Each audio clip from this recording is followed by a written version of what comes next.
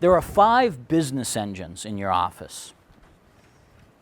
The first one I'd like to talk about is clinical, and there we go, clinical and technology. So this is about you getting great at your clinical skills and continuing to learn. We have a concept at Fortune based on a Japanese word, kaizen. Has anyone heard that word before? So I threw a Greek word at you today. Oh yeah, thank you. Okay, good. I should have tested. So kaizen. I threw a Greek word at you, now I'm throwing a Japanese word at you. So it's spelled K-A-I-Z-E-N.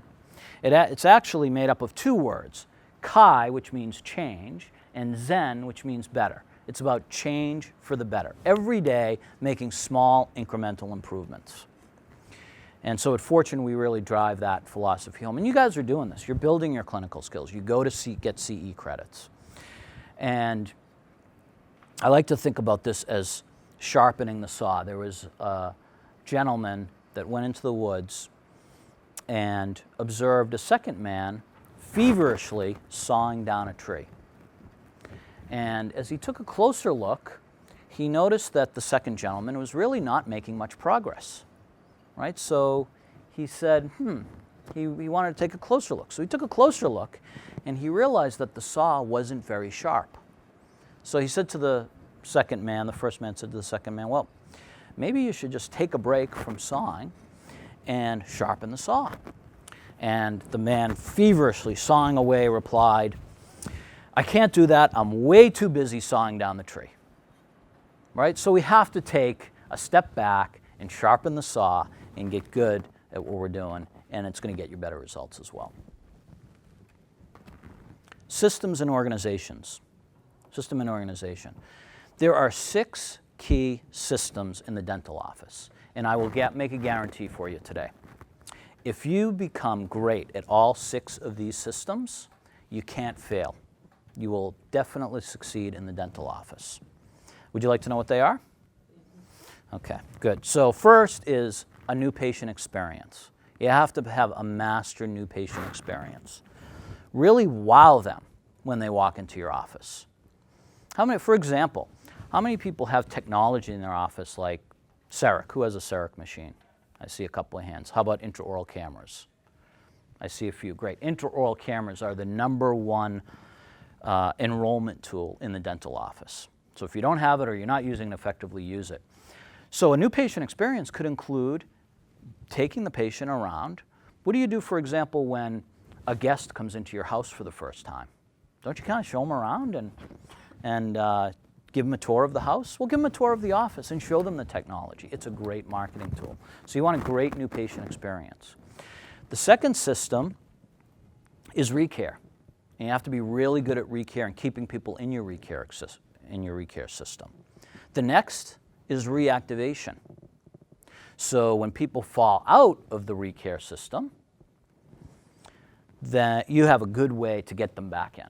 And no matter how good you are at pre-appointing people, and I'm sure you're all doing that when they leave the office from their current hygiene appointment, you're getting them on the schedule for the next hygiene appointment, people will cancel and people will call. There's still a way for them to fall through the cracks. A good reactivation system will catch them and put them back in.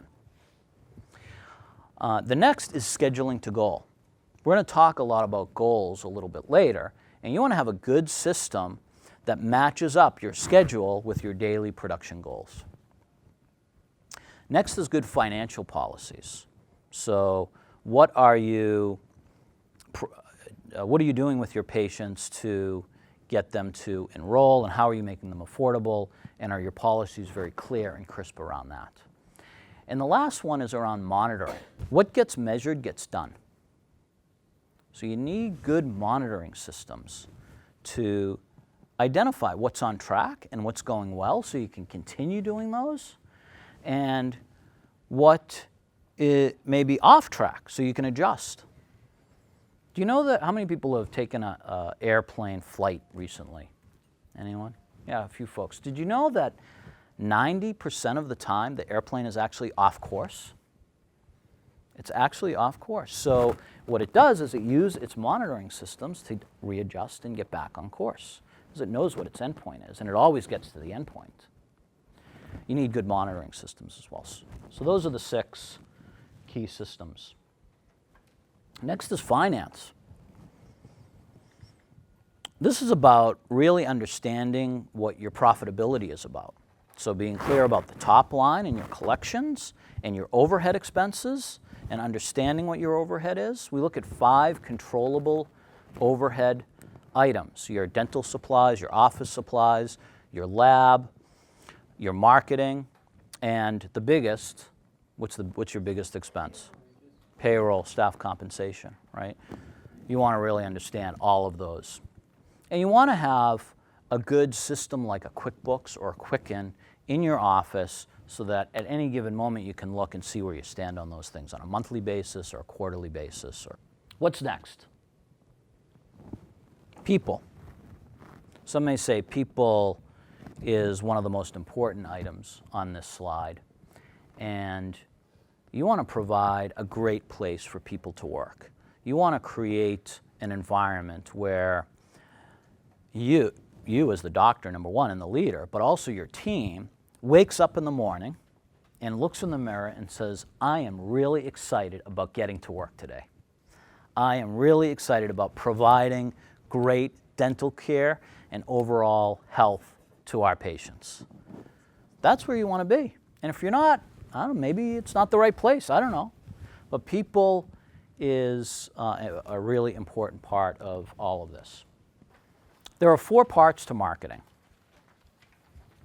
The first is about branding and identity. And by the way, marketing and advertising are 2 different things, right? Marketing is about who you are and what you do and communicating that. And advertising is about getting that message out using a particular medium like internet or TV or radio. External marketing, so this is the advertising part. This is having a really good website and perhaps sending out postcards to a very targeted market. The next is internal marketing. The last part is case presentation and enrollment. In the center of all of this is a clear vision. Being crystal clear about where you want to go. Think about a picture of some point in the future that you're always working towards to fill in the pieces of it and get it. And so the clearer that picture is, the easier that path is going to be to get there. I think about Jack Nicklaus.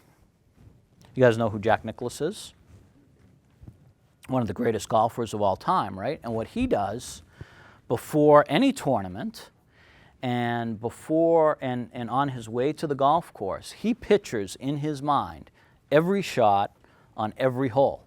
He gets really clear about what he wants and what he expects. And he attributes a lot of his success to that visioning work.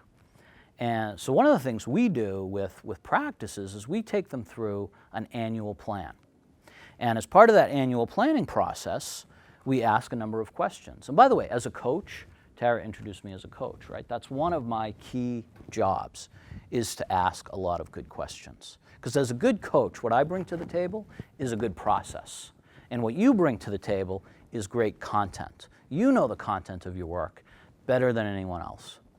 And so the questions that I may ask you to think about are, how much do you want to make next year in terms of top line and bottom line? What do you want your patient base to look like? What do you want your facility to look like? What do you want your staff to look like? And how do you want to reward your staff? It's another part of the people system, is you really want to reward those great people that you have in a way to keep them on board and keep them excited. And so what do you want your practice to look like? Every one of you, if I went around the room and asked, there's 60 people in here, if I asked, I'd get 60 different answers about what you want your practice to look like. And maybe very similar for people that are on the same team. So that's something you want to customize and get really clear about what your vision and what your practice is about. Does that make sense? Yeah?